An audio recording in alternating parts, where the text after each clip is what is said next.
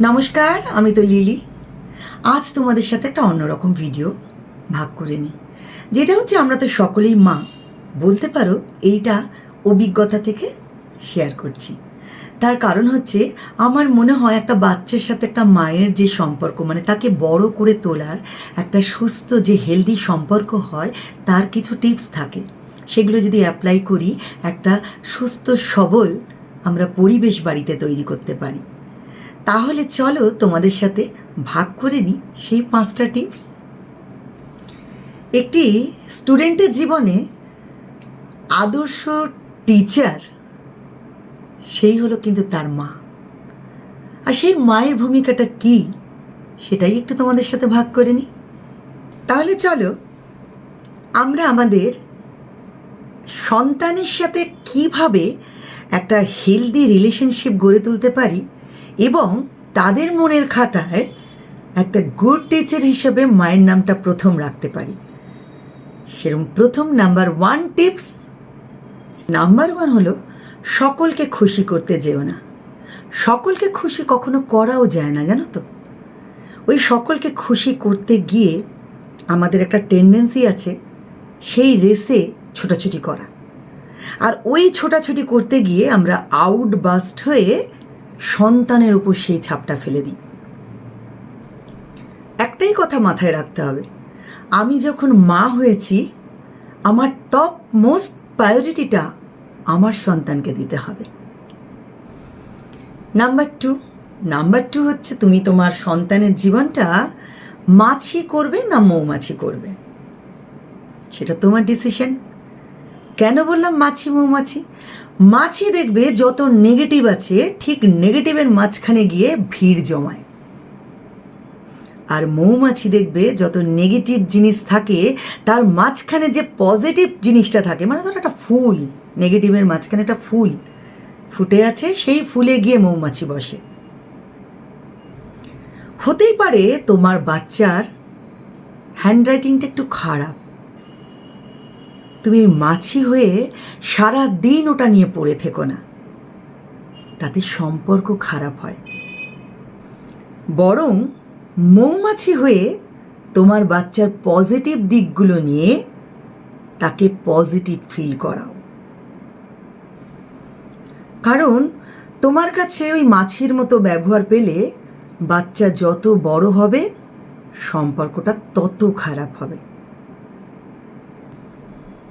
আর যদি মৌমাছি হতে পারো তাহলে বাচ্চা তোমার বন্ধু হবে, কোনো দিন তোমাকে কিচ্ছু লুকোবে না।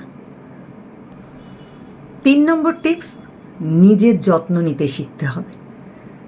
নিজের যত্ন নিতে শিখলে ওই ফার্স্টেশনের লেভেলটা না অনেক নিচে নেমে যায়।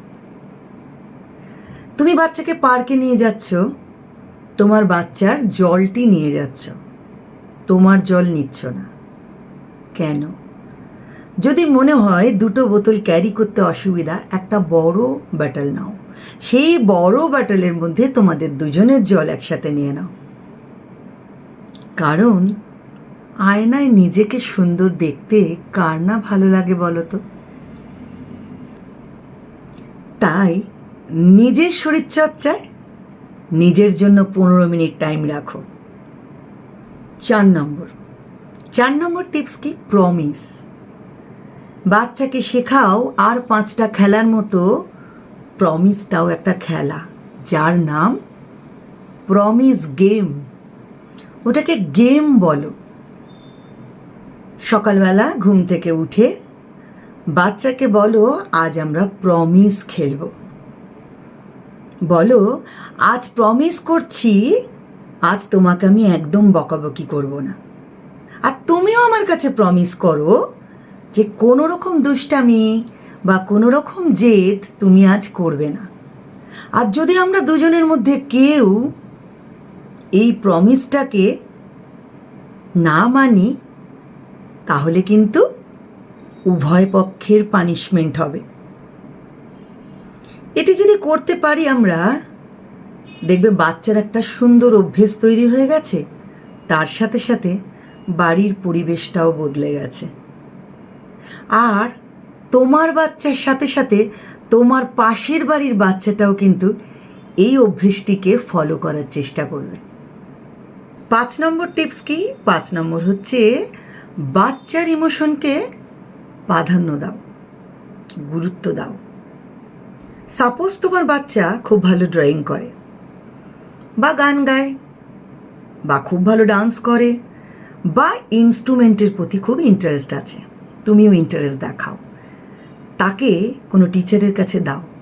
হ্যাঁ, টিচারের কাছে সে শিখে এলো আর তোমার কোনো রকম ইনভলভমেন্ট থাকলো না, সেটা কিন্তু হবে না। তাহলে তোমার সাথে ওর ইমোশন তৈরি হবে না।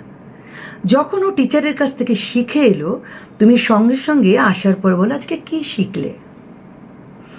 চলো আমরা এটা নিয়ে খেলি, তুমি কি শিখলে আমাকে শেখাও। দেখবে ও তখন তোমার টিচার হতে পারছে, ওটা ওর মজা লাগছে। ওই যে কানেকশন, ইমোশন কানেকশন, তবে তুমি ইনভলভ হলে, ওর ইমোশনসের সাথে তোমার ইনভলভমেন্টটা এক হলো। ও দেখবে তোমাকে শেখানোর আগ্রহ পেল এবং ওই তোমাকে শেখাতে শেখাতে ওর কিন্তু আর একটা চর্চা হয়ে গেল। এইভাবে যদি আমরা বাচ্চার ইমোশনের সাথে জড়িয়ে থাকতে পারি, তাহলে বাচ্চা বড় হওয়ার সাথে সাথে কখনোই মায়েদের কমপ্লেন থাকবে না, যত বড় হচ্ছে তত কথা শুনছে না।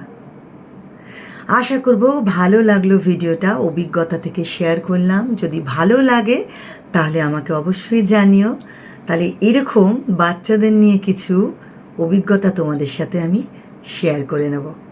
আজকের মতো